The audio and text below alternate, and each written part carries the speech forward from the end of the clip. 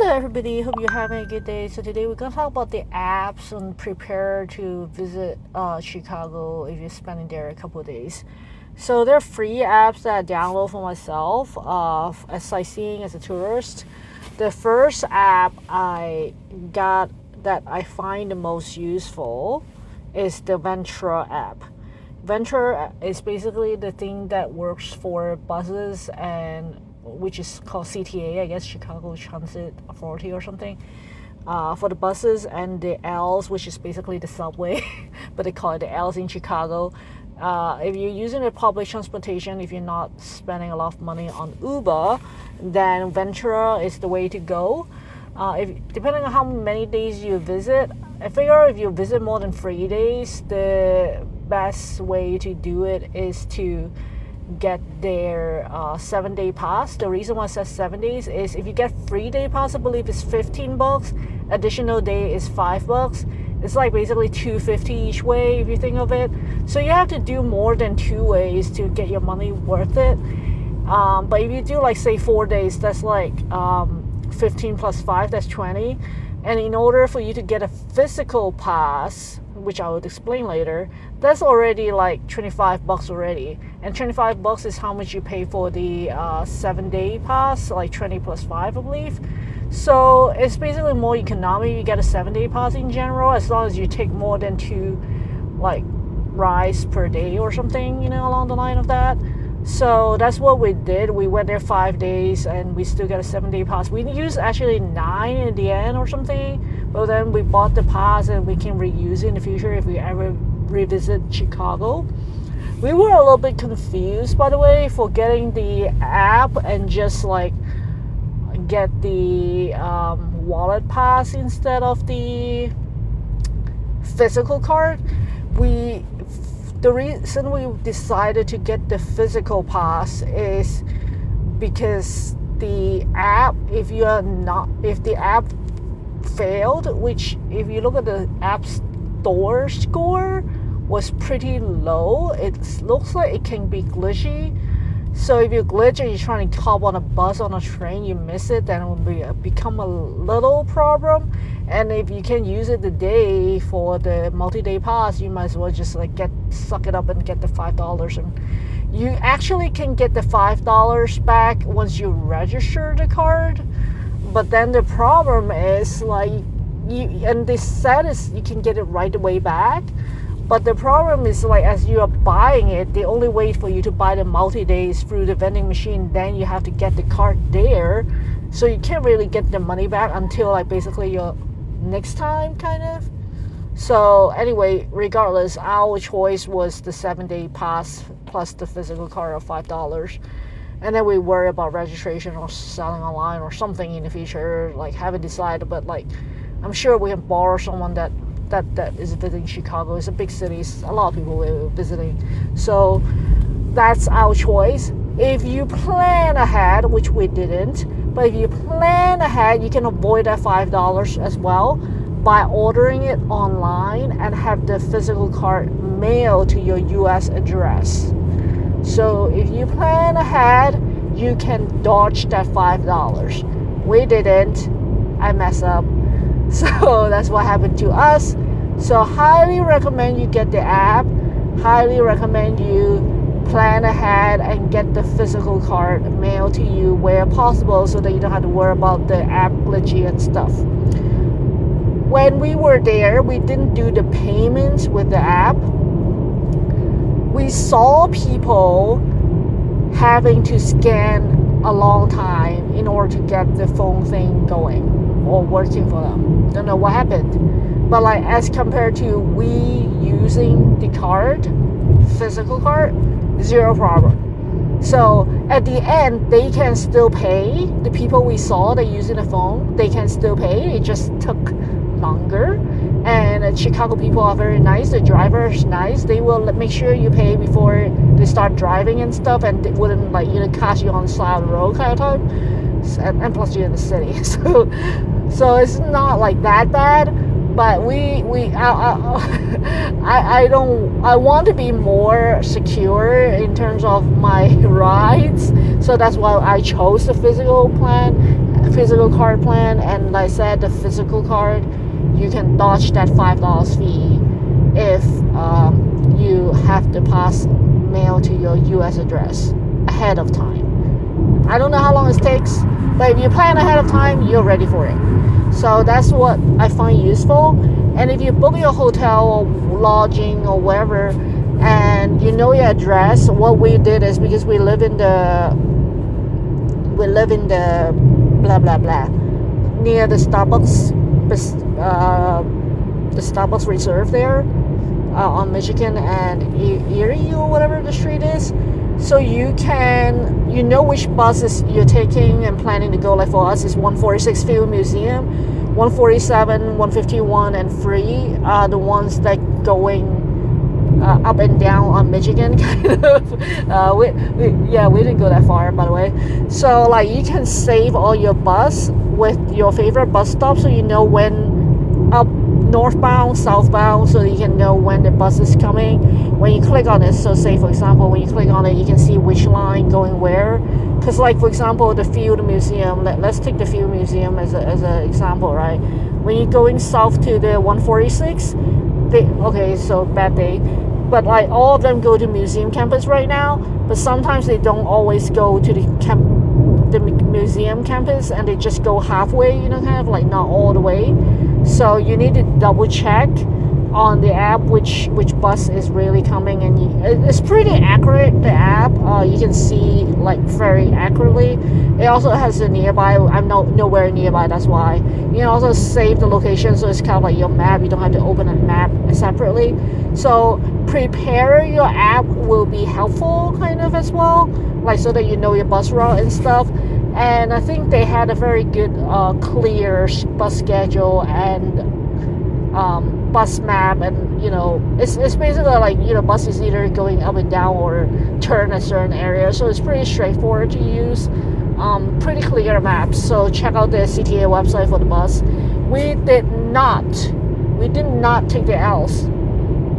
We did not take the L's. Partly the reason was, if you go up and down, and because we didn't go anywhere, like we only go up and like north or south, we didn't, like for the most part we don't turn. So we picked our hotel because of that. To be honest, because we only have 5 days altogether, right? And 3 days we spent on Field Museum already. So if you're doing like we did, then it's very straightforward, and that's why we don't take the L's. But if you are like more adventurous than us, or you have more time and you're going elsewhere, then you can take the L's. We actually checked to see if we take the 146 Museum bus versus if we take the red line before we switch the line to Roseville to take the bus, at the Roseville station, if it's going to be faster. And we actually tried to figure it out. It doesn't look like it's going to be faster. The reason was because by the time you walk to the platform and take the train, and the train might be faster than the bus because of the traffic lights and stuff. Not as much as traffic. Every single day we took, there's no traffic for the most part. So it's mostly the lights. It doesn't really save that much time. Maybe it saved like 10 minutes or something, but you have to walk up and down and out and transfer and potentially wait. So we figure out that it's not worth it. For the bus, when you tab, you want to make sure you're going to the right destination, potentially asking the driver as a confirmation before you tab, because once you tab it, it's kind of locked for like 15 minutes or whatnot. So like just like every other cities, because they don't want you to transfer the pass to someone else so that they can keep doing that unlimited thing, right? So there's like a little short window of timing out. So that's something you need to be aware of. Make sure you're on the right bus, because if you're on the wrong bus that goes halfway and you tab, and then you realize and you try to get off, and the next bus comes probably within 5 minutes, you can't tab and pay with that unlimited card. So that's something you need to be aware of. There is a timeout window. I don't know how long. I look online, I think it's 15, but not sure because I didn't personally experience it. Because I asked the driver every single time just in case, like an idiot. Because hey, I'm tourist. I can ask. Like, I mean, after the first time I took the bus, then I wouldn't ask again. But like, you know, the first time I get on, I made sure. And you can tell if you're on the wrong or right bus by look at the schedule. Like I said, like, you know, here you can see the schedule. Oh, well, no, this is a bad example, but you know what I'm saying. You can see the schedule where it's going, and also in front of the bus there's the number and there's the description there, so check out the description. And they usually have a voiceover, like, you know, when you're boarding, is like this bus is going to blah blah blah, you know, type. Maybe they have that, so you might want to check it out. Also, the front of the bus will say next stop is whatever. There's no announcement. It's not like Chicago, like not Toronto, sorry. It's not like Toronto. It's like next stop is blah blah blah, you know. They don't have that on the bus in Chicago, so you might want to see the screen as well. But if you're going to the Field Museum, it's pretty obvious. It's like after it turns, you're like, oh, we're there, you know, kind of. So it's kind of like easy from that perspective. The 146 bus for us is a good choice, and we were actually prepared to Uber, and then we asked the hotel staff. It was like, how bad is the bus? Well, the reason why I said bad was because when we go from the airport to the Magnificent Miles area, the airport to hotel trip took 1.5 hours. So that was pretty long. We're like, okay, so how bad is it to go to Field Museum? Because our Field Museum ticket is like around 9, and we want to be there early because they said online it's like be there 30 minutes early. In all hindsight, you don't really need to 30 minutes ahead of time, because when you line up for the Pokemon exhibit, you only line up when it's like 5 minutes or at the time of your appointment or ticket time. So there's no point of being too early, but we want to, because we're new, right? So we want to experience it, take pictures, take tons of pictures, see the skyline and everything. So we were there ahead of time, and we're like, oh, if this is gonna take a long time, then we might want to do the Uber, which was like $40 or something. I forgot how much it was. But anyway, we took the bus. They said, oh, the bus is every 5 minutes. It's fast. I was like, okay, we'll see, because it's like, it's still gonna be on the same traffic, so it's not like Uber is faster, you know, kind of. So that's what we decided, and it was a good decision for us. It saved us some money. So that's that. We did waste the $10 on the Ventra pass though, because we didn't plan well. So moral story: plan well at all your streets where you want to exit. If you're in the Magnificent Miles, Michigan area, usually like every other block, every 2 blocks, there's a stop, kind of. So it's pretty, like, if you miss one, it's not a biggie, you know, kind of. So that's that. And it's generally very self-explanatory. If you have taken a bus before in your life in some city, it's the same basically for the most part. Even the back door, so they don't have as many doors as I remember for regular buses in say Toronto or New York.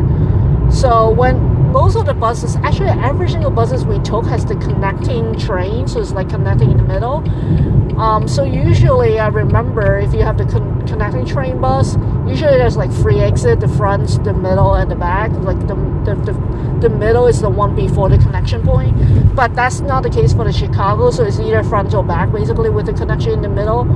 So and the one, basically 2 exits. So you don't want to, if you're new, you probably want the first time want to sit at the front so they can see the screen of saying, oh, the next stop is blah, so they don't miss it the first time at least.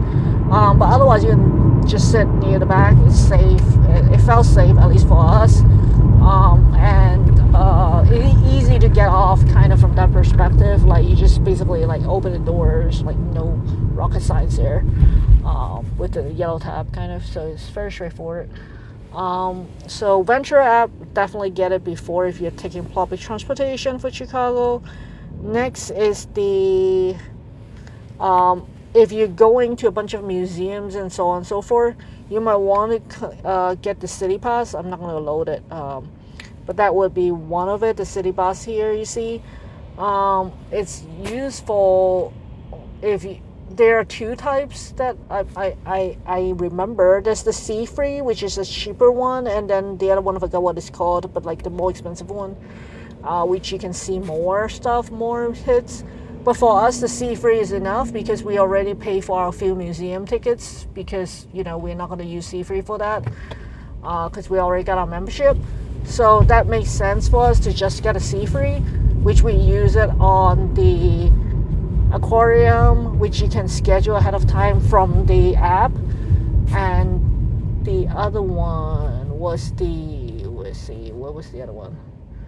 Aquarium, Planetium, which highly recommend go on Wednesday again, because the observatory is not open unless it's Wednesday at the moment when I'm making the video. So we use on those two, so that kind of like made sense for us. We also got the app for the art museum, Institution of Art, you saw here, which will kind of help you on the map and the other stuff like, you know, exhibit to understand more. So those are the free apps. I actually had more apps before, like the Wildberry and like Pancake and all the other stuff, but at the end I didn't use any of them. So I keep the free that I actually used throughout my trip for next time in the future, so that I know which app, you know, kind of. But I don't think there's any other apps that I needed for the trip for us, probably because we don't go anywhere, comparatively speaking. But yeah, hope you guys find this information useful. Definitely try to get a Ventra physical card to save $5 that way, mail to your home. And anyway, until next time, have a good one, guys. Bye!